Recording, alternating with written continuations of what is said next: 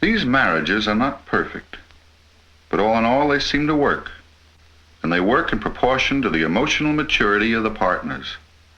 Marriage is an institution for grown-ups. Kathy has grown up to the point of accepting herself. A simple, good-natured soul who likes to love and be loved. To be sure, Frank might read more than the sports page if he wanted to be a better companion for his wife and family. But Kathy knows what she's looking for, and there's a good chance she'll do what it takes to get it. Big things and little things. No one expects anyone. The Hartfords were going to spend a quiet evening at home.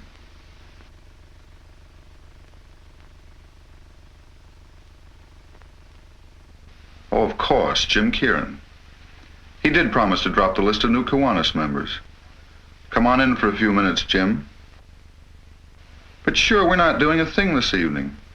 Kathy could easily do without the Kierans tonight. But Frank knows he may need Jim's vote when the council meets next week on that zoning proposition. So in they come. Well, that's the end of Mozart for tonight. It's tough, but Frank usually knows what he's doing. And so the Hartfords entertain the Kierans. It isn't exactly what either family planned or exactly what the ladies wanted, but it won't be such a bad evening. Across town at the Burns, it's the old team at work. Stresses, safety factors, underpinnings. The competition only has a month to go and the second floor drawings haven't even been started. Who can that be at this hour? Not Molly nor Jack Haslett.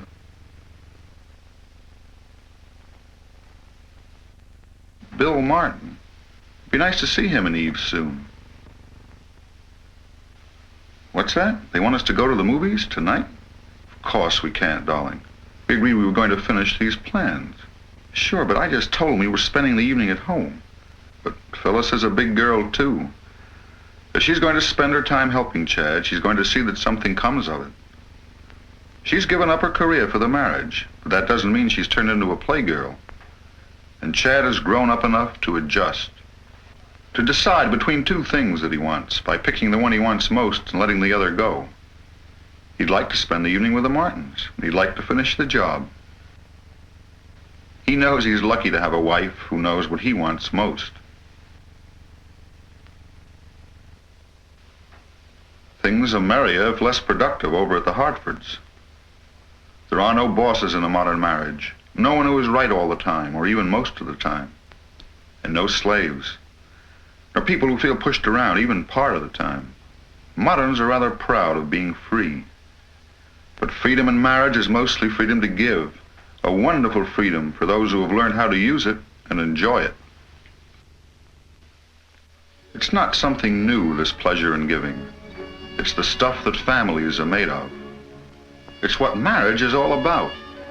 It's the real difference between an adult and a child. A child must get in order to live and enjoy life. An adult has enough for himself, and so he can afford to give. The child is weak and helpless, and has to receive love and food and shelter in order to feel strong and secure. A grown-up's strength and security is increased by the knowledge that he can give these things to someone else without a sense of sacrifice or loss. A husband and wife who have learned to give freely to each other and to their family have learned the secret of a happy marriage. That kind of love is not new. But not every man and woman knows where to look for it.